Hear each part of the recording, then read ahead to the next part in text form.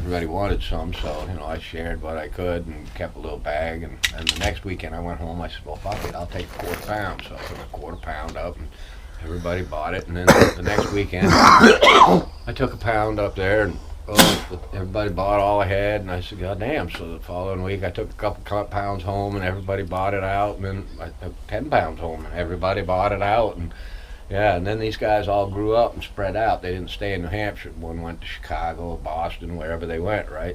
So we stayed in touch. So later on, when I was really rolling, they'd call me up and say, Rick, I need 50 pounds. Let's come get it.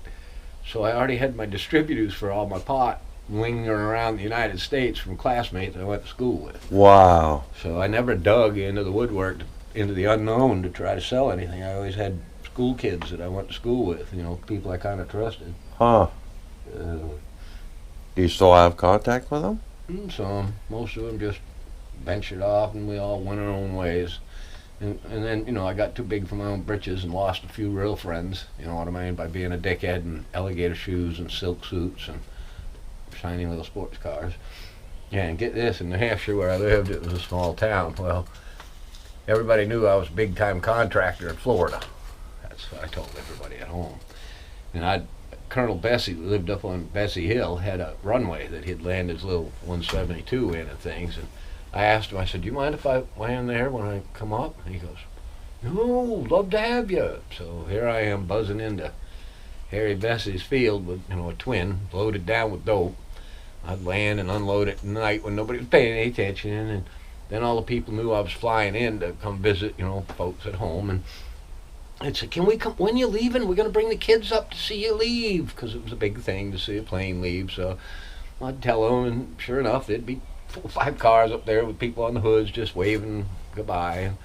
So it was pretty cool, you know, until I got caught smuggling pot with a plane. Then it wasn't so cool. Nobody came up to see me anymore. It was like, no, get away from me, boy. You're still flying, okay. You know, so it like didn't work out. Everybody in town kind of hated me after that. Of course, I was tagging all the daughters, so they didn't like that either. So, yeah, wasn't a good thing up there. Probably not very welcome. What town was that? Gilmanton Ironworks. Interesting little town there, too. Gilmanton. Gilmanton. Gilmanton. And then there was Gilmanton went all the way to Hudson, New York, and just encompassed that whole Maine and New Hampshire when they first settled out of the Mayflower.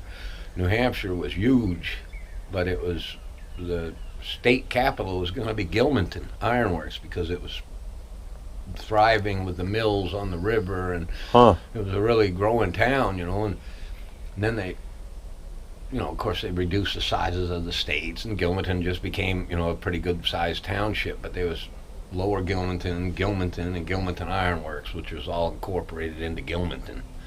So there was, you know, a big area. It covered a lot of area. And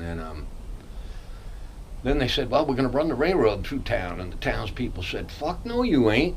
There ain't no goddamn railroad running through this town. So they said, well, okay. So they went to the next city, Concord, and made that the capital because they wanted the railroad.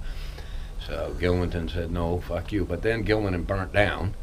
The fabulous old story. The firemen were having a meeting in the firehouse, and fire started, burnt the whole, only fire truck, horse drawn they had, and it burnt the whole city down. All the mills and factories on the river burnt, and yeah, a hell of a fire. It burnt, leveled the town. So, wow. So seeing they'd moved the railroad to Concord, nobody rebuilt industry in Gilmanton Ironworks.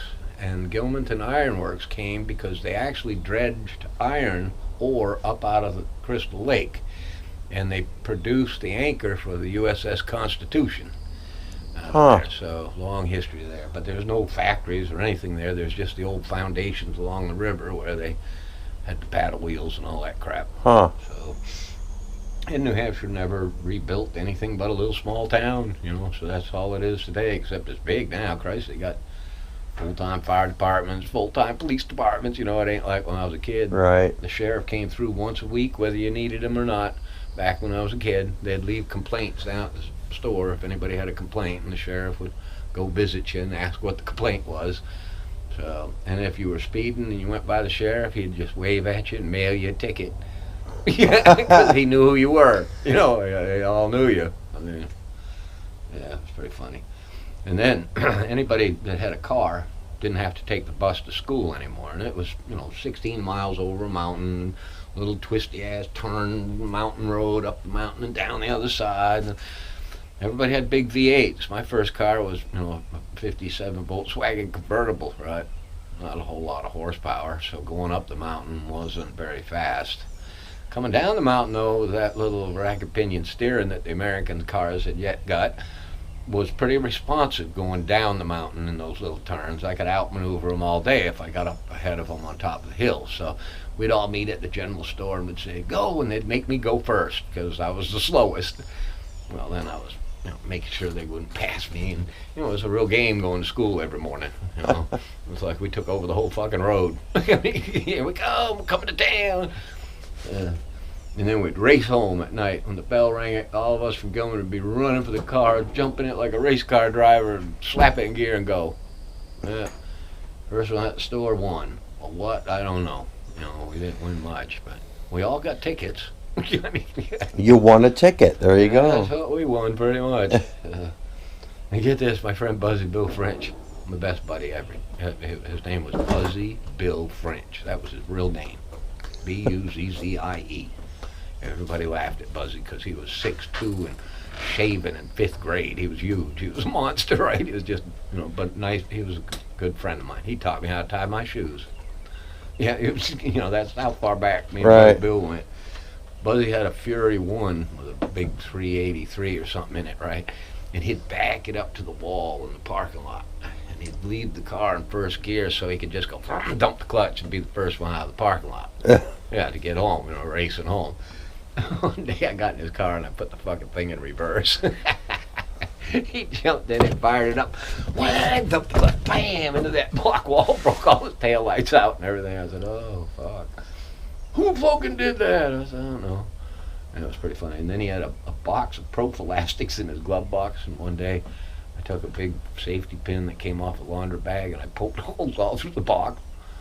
Yeah, it was funny. Yeah. One day I said, let me have one of these. I took and blew it up. It wouldn't hold any air. I said, what the fuck? I said, he's going, wow, dude. He took one and blew it up and did the same thing. He goes, they all got holes. I was picked on all through school. Yeah, I was too, because I didn't have a mom and a dad. Kids are cruel. you know what I mean? Yeah. When they get mad at you, they say anything. You know what I mean? They're pretty mean. So I always had to be the one that stood out. I always had to be the one that ran the fastest, whatever. I was, doing crazy shit just to get the, 'cause I had to, I felt. I had to be one step up. I had to be brighter, faster, smarter, do crazier things, just to get the attention. I thought that was the way to do it. And it really wasn't. Probably suicidal on some things, you know what I mean? I learned at a young age, though, there was repercussions to your actions. I learned at a really young age. What you do can hurt you. Yeah, I mean, a lot of kids don't figure that out till too late. Yeah. I'm just saying, so I figured it out quick. You put your hand on your stove, don't do it again. If you fall off the horse because there ain't a saddle, well, put one on it. Do not ride cows. I'm just saying, there's certain things that you don't do, Don't do that. And it looked like a good thing to do when it's in the milking stall, jump on a cow's back. No, don't do that. Even in the milking stall, they kind of go off. Just saying. Unless it's a friendly cow. Even the friendly cows ain't used to somebody climbing on their back, so they try to get you off right quick. Even in the milking stall. Even with their head in the fucking stalk. All you do to get off. That was cool. Then the old farmer, he had a big hay loft up in the New England type barn, where we kept the hay, and there was a hole big enough to drop bales all the way from the third deck down to the first deck. And that was part of your job. You did that every day to feed the cattle and the stocks.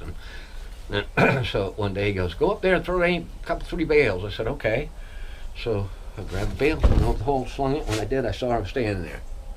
Bam! Hit him right in the head, dropped him on the floor. I come down the ladder. I said, "Are you okay?" He goes, "That was pretty stupid." I said, "I didn't mean to." I said, "I was just slinging it down. I didn't see you underneath the ladder." He goes, "Well, that's pretty stupid. I shouldn't have been under the ladder." I said, "Okay."